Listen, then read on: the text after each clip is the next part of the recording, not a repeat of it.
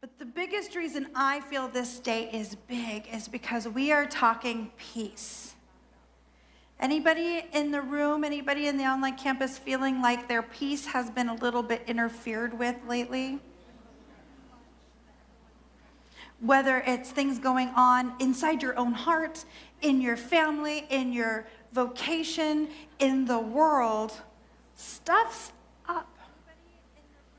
Over and over, I'm having conversations with people, both in the congregation and out, that are like, oh, I'm calm, but the world is a mess, and I'm going to tell you everything that everybody's doing wrong, and that's wrong, and that's wrong. Then why don't they listen to me?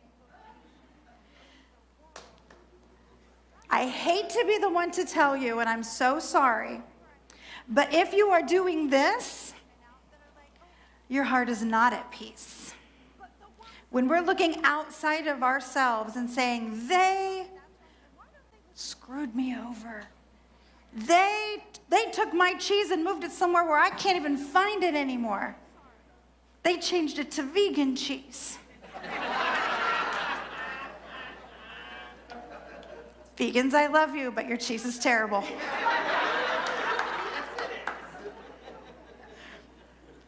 Oh, what do we do? What do we do when we feel like we've done everything we can do, but gosh darn it, they aren't cooperating? Oh, my friends, we are religious scientists. We do what we always do. We study, we look within, and then we carry it out. So now that that talk's over, we can go to the offertory. Oh, you want me to say more? Okay. Martin Luther King Jr. had a different way of looking at peace than most of us tend to, I think. When we think peace, we think lack of war. War is over. See, I do know some Lenin. Calling back to a conversation with Buck earlier. War is over. It's quiet. What if I were to say that's not peace? Or certainly it's not the entirety of peace. See, Martin Luther King Jr., let's give him his due, Reverend Dr. Martin Luther King Jr., comma, the great. I think he was great. He differentiated between positive peace and negative peace. Positive peace is what we would call the wholeness of peace. So let's talk about negative peace first. What could negative peace be? Negative peace is get along to get along.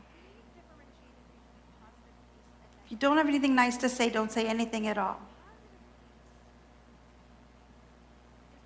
Just stuff it down. Nobody needs your opinion. Bite a hole through your tongue and muscle through it so that it isn't uncomfortable. I'm willing to bet everyone is imagining a particular conversation or family gathering or office meeting where it may look like peace on the outside, but is it peaceful? When I think peace, peace of mind, peace of heart, peace in the world, I think of calm. Not lack of sound, actual calm. I think of relationships that are harmonious, not the fictional, artificial harmony where we just pretend so it looks pretty for the Christmas photo, but where we actually put in the work one another to be in harmony. Negative peace is pretending. And the downside of pretending is if you stuff, and you stuff, and you stuff, and you stuff, and you stuff, eventually what happens? It blows up. It blows up. Negative peace isn't sustainable, and it actually harms us more. So what is this positive peace that the Dr. Reverend was trying to call us to? He was trying to call us to the bravery, the courage, the vulnerability of being willing to be so real with one another that the situation is actually transformed, that the relationship is transformed. Because negative peace is fragile. You know that phrase, walking on eggshells? It's because if we crack one little thing, one comment, one facial expression, one staying quiet too long instead of laughing at a joke. But positive peace, real peace, is solid. The challenge comes because it looks real messy in the middle. Positive peace requires us to speak our truth when we know it might not be received well, with the promise that the person in front of us loves us enough to find the good in what we say, even if they don't agree. Positive peace doesn't always feel peaceful, but it leads to healing. And when we're healed and we're in that place of true inner peace, there isn't an explosion. There's just what is. Anybody out there thinking, oh, that's great, but yeah, that's not going to work? Oh, Leslie's talking crazy up there again. You can always count on me for that. You can. It doesn't always feel peaceful, but positive peace emerges when we are willing to be fully ourselves from that most positive place. Stephen R. Covey had a quote that he put in the 7 Habits of Highly Effective People, and he was building off the prayer of St. Francis of Assisi when he wrote, "Seek first to understand, then to be understood." This principle is the key to effective interpersonal communication and conflict resolution. When we show up with our full open heart, and then we really listen to everyone else as if they have brought their full open heart to us, guess what they do? They're more likely to open up that heart. I've had people say to me things like, but I can't control what other people do. I can't control how other people show up. And to an extent, that's true. So we're all just going to shake out the need to control all of the people. Go ahead, shake it out. There's a little bit left in your right elbow. Get it out really good. That's the nudging elbow for me. Get it out. We can't control what they do, but we can control one thing: how open our arms are to them. It takes nerve to walk up to somebody standing like this and offer them a big hug. But if they're like this already, you just run right in. What if you have the capacity to be the open space? Will everybody run right in? No, not everybody. But the right ones will. The right ones will. There's an interconnectedness to our inner peace and the outer peace that we like to forget, even though it's literally what our teaching teaches. What we are on the inside gets walked out on the outside. That's the law. What we feel gets pressed into the law, and it comes back to us. This is not new news, right? Most people heard something about this. Whether you heard it from Science of Mind or you heard it, in the general wisdom of the culture, it's something that's said a lot. The reason I was in the back was I was trying to make sure somebody got me water. I didn't get my timing right, but I got my water, so. When we are conflicted on the inside of ourselves, all we see is the reflection of that conflict. We could be sitting in a room of 99 people who love us and agree with us and we will see that one bleepy bleepin' bleeper over there with the sign that disagrees with me. And so much of our attention is on that guy. It's none of you, you're all lovely. So much of our attention goes to that one that we lose our sense of peace in the group of beloveds. It's a trick of our brain. So be kind with yourself about it, because our brains are designed to pick out the one thing that doesn't fit, because that could be dangerous. A sea of savanna grass and a lion. We see the lion, but you know what's never going to bite you? A sibling who sees politics differently. A friend who goes to a different church. A parent who thinks you should have been an engineer.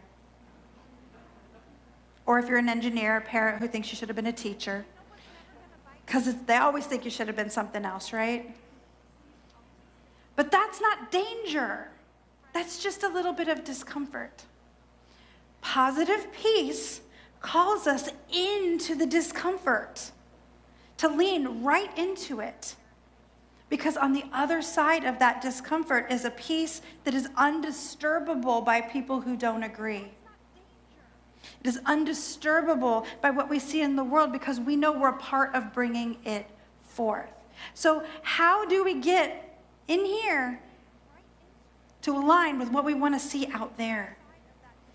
It all starts with choosing to foster peace, choosing to foster it. We can fall a little bit too often into just seeing what is and being like, that's what it is. I'm crabby today. Deal with it. Fair warning. I have a little bit of a sore throat today and I need water. Deal with it. I was late to the platform.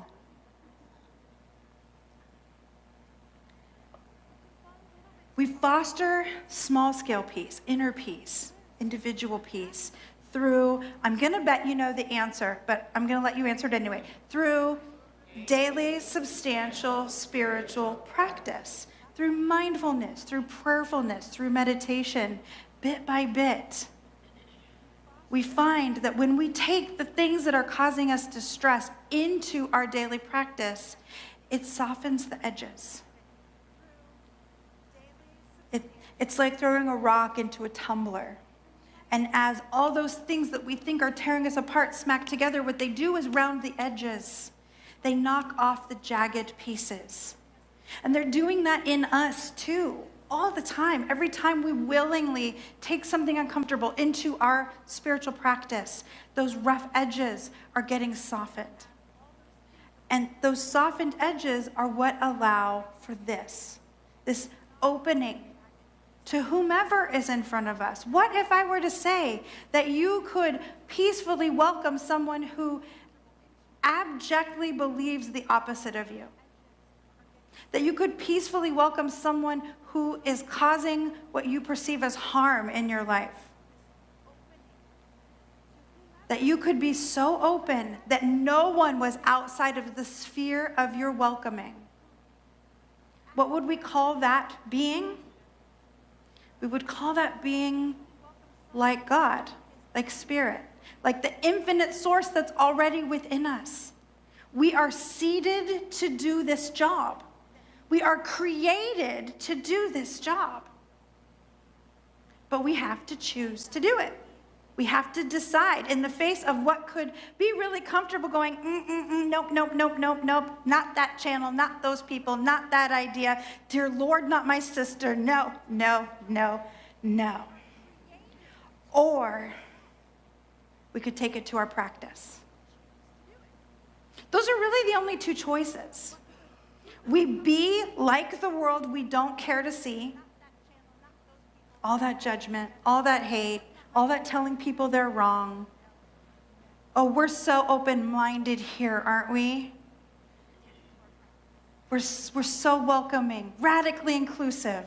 It's a beautiful goal. I'm personally very attached to that intention. But woe to the person who walked in here that was against certain lifestyles.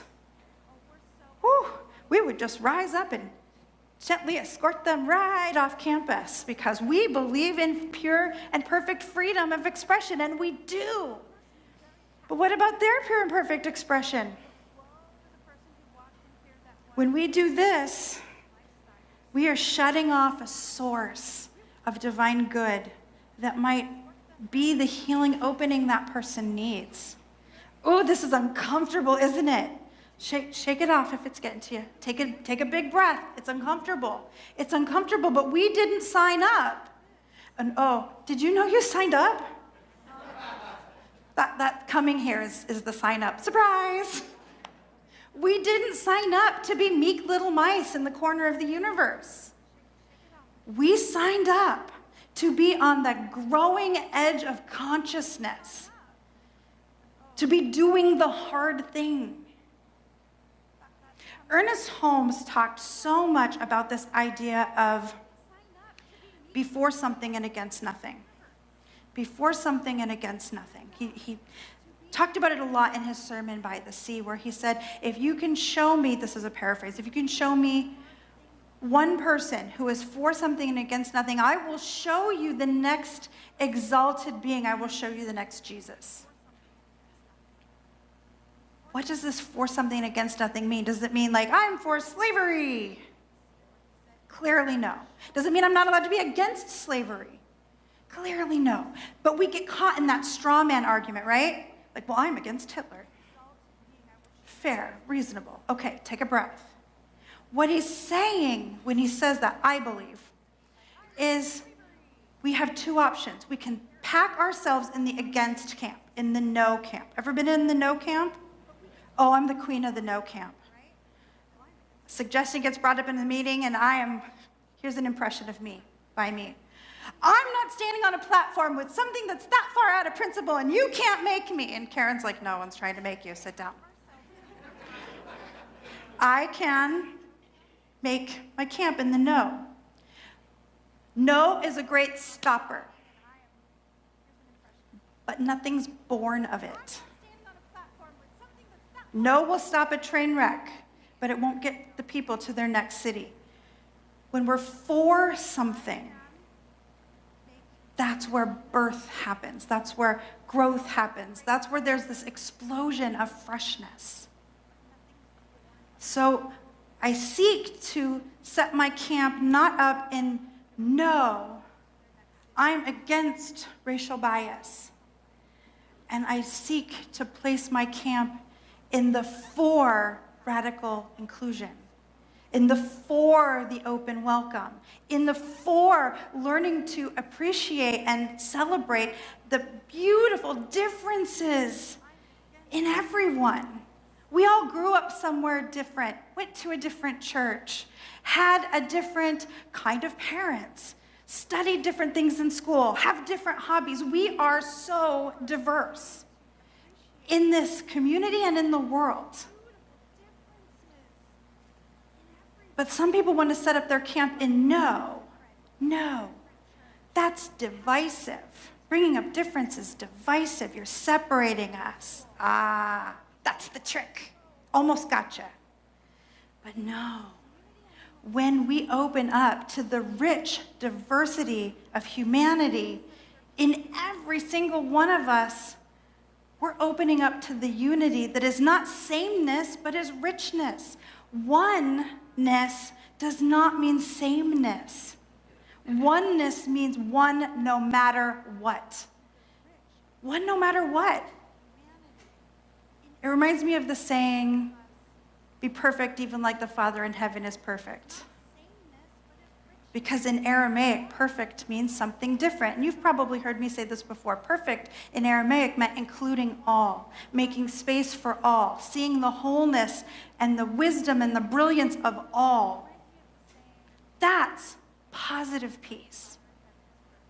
And it calls us to walk all of the challenges that come up for us and say, I am big enough, strong enough, loving enough, spiritual enough to make my perfection, my call for oneness, my call for wholeness, broad enough to include everyone in the invitation. Pema Chodron really challenge us to be brave when she says the most fundamental aggression to ourselves, the most fundamental harm we can do to ourselves is to remain ignorant by not having the courage and the respect to look at ourselves honestly and gently, to do the inner inventory. Am I a stand for positive peace? Am I willing to be uncomfortable, to make space for everyone? Am I willing to live out the peace I want to see in the world? Because enough people doing that, and the world will look different. So this is the invitation. As you go through your week, as things pop into your mind, I want you to pause and ask yourself this question. Where am I being peace in that situation? Where am I being open in that situation? Where am I being the healing in that situation? A life of that will change the world. And so it is.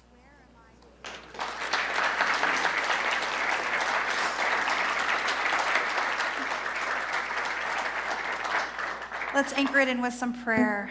Oh, how good it is to open up to the wisdom of all of the beloveds that have come before us. Dr. Ernest Holmes, Dr. Reverend Martin Luther King, all of our teachers and parents and wise counsel.